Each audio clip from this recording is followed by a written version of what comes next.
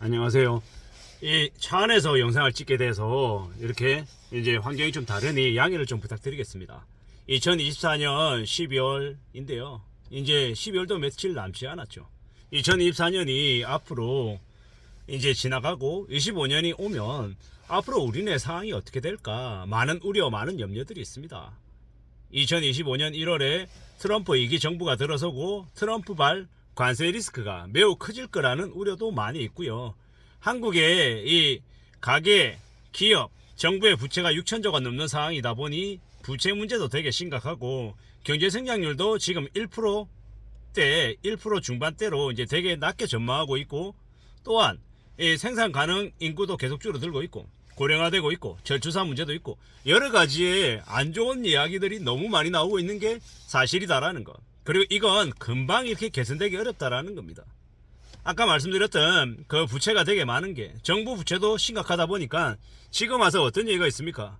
지금 와서는요, 뭐 이런 얘기도 있죠. 이 지하철 요금이 지금 1,400원, 1,500원인데 이게 나중에 3,000원이 되고 5,000원이 될 수 있다라는 이야기를 되게 많이 합니다. 왜겠습니까? 이 재정이 부족하다 보니까 적자가 심각하게 나고 매달 이 돈을 메꿔놔야 되는 돈이 적지 않다라는 겁니다. 이런 우려스러운 상황이 지금이다라는 것.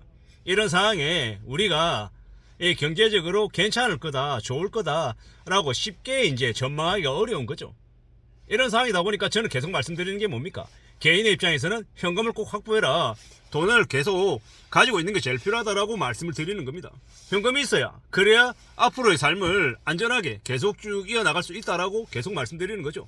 결국 이러한 이제 이야기들을 계속 우리가 할 필요가 있다라는 거. 그리고 이러한 얘기가 뭡니까? 앞으로 더욱더 안전하게 삶을 살아가자, 삶을 지켜야 된다라는 이야기를 계속 하려는 겁니다. 우리가 우리의 삶을 잘 지키지 않으면 어떤 일이 벌어집니까? 되게 삶이 힘들어지고, 삶이 이제 힘들어지면 이제 되게 극단적인 이제 모습으로 이제 변모가 될 수가 있기 때문에 그러는 거죠. 극단적인 모습이 뭡니까? 이 커피숍에서 핸드폰을 훔쳐가고 노트북 훔쳐가고 그거 이제 당근마켓에 팔고 하는 이런 미끼런 일들이 계속 벌어질 수 있다라는 겁니다. 이러한 일들이 계속 벌어지면 사람들의 이제 느낌이 어떻습니까?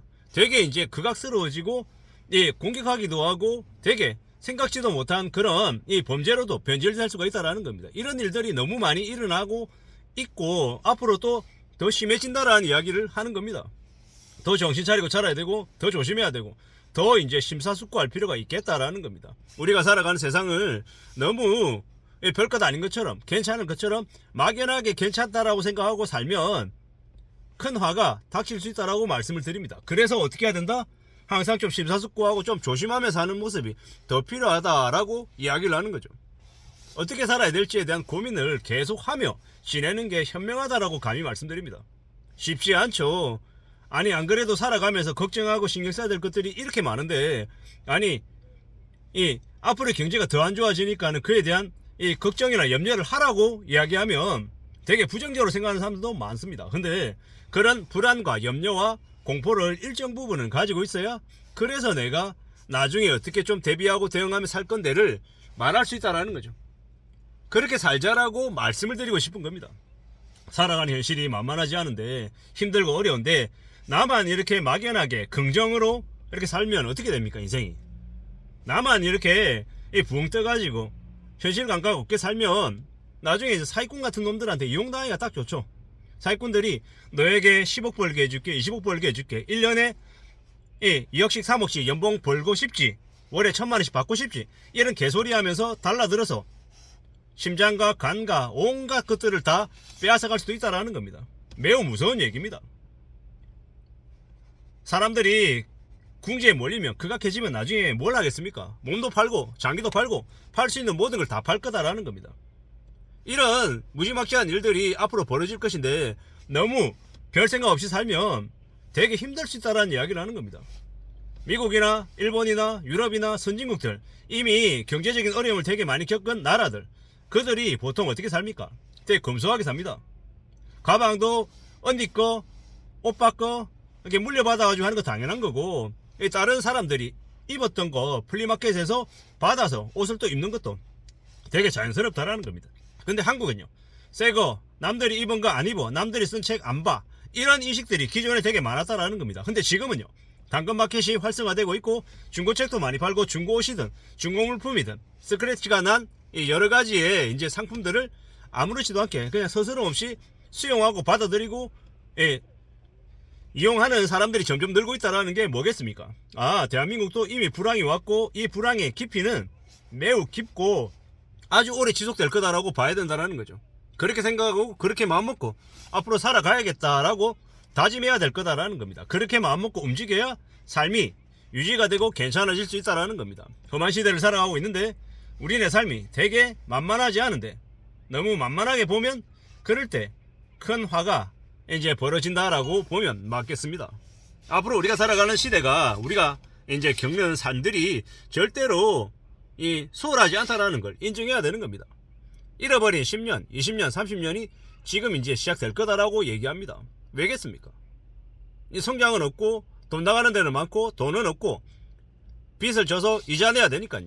기업도 가게도 정부도 다 이제 빚을 내야 되니까 이제 지하철 요금 올라간다 그러고 수도 요금 올라간다고 하고 이제 각종 담배값이든 뭐든 이제 가격을 계속 올릴 수밖에 없다. 세금을 늘릴 수밖에 없다라는 거죠. 선진국에서 이 소득에 따라서 이 벌금도 뭡니까? 되게 벌금을 더 많이 이제 부과하는 그런 경우가 있잖아요. 그것도 왜겠습니까? 결국에는 이 세금 문제 때문이다라는 겁니다. 앞으로 더욱더 정신 바짝 차리고 살아야 되고 더 조심해야 되고 더 유의하며 살아야 되는데 이러한 것들을 잘 따져볼 필요가 있겠다라는 겁니다. 살아가는 우리네 삶이 참으로 녹록지 않겠다, 참으로 어렵겠다라는 생각을 더 바짝 하면서 더 의식하면서 살아야 되겠다라는 겁니다. 현실이 녹록지 않은데 나만 잘 먹고 잘 산다라고 함부로 교만해하고 과시하고 까부러대면 어떻게 된다? 인생이 끝난다라는 겁니다. 그런 더욱 우려스럽고 염려스러운 상황에 더 신중해야 되고 더 조심해야 되고 더 마음을 굳게 먹자라고 말씀을 드리는 겁니다. 앞으로 우리는 더 힘겹고 더 쉽지 않은 현실들을 맞닥뜨리며 살아야 된다. 그래서 내 마음가짐이나 태도나 모습들이 좀 더 보수적이어야 되고 좀 더 안정적이어야 되고 좀 더 신중해야 된다는 말씀을 자꾸 드립니다. 절대로 쉽지 않은 상황들을 우리가 겪게 돼 있다는 것. 그래서 더 심사숙고하고 더 조심하고 더 단단하게 살 각오를 해야겠습니다. 그래야 삶이 지켜진다. 그래야 우리 가족의 삶이 잘 유지가 될 수 있다는 말씀을 자꾸 드립니다. 너는 왜 자꾸 똑같은 얘기하고 뻔한 얘기만 하냐라고 자꾸 얘기하는 분도 있는데, 부정적이라고 얘기하는 놈도 있는데, 그런 사람들은 제가 말씀드리는 걸 안 들으시면 됩니다. 그 사람들은 저기 영끌하고 비투하고 부자 만들게 해주겠다라고 얘기하고 돈 뜯어가는 그런 인간들한테 가서 딸랑딸랑거리면 되는 거고, 이제 제 영상을 들으신 분들은 미래를 대비하고 항상 삶을 지켜나가겠다는 그런 각오를 가지신 분들만 들으시면 되겠습니다. 이상입니다.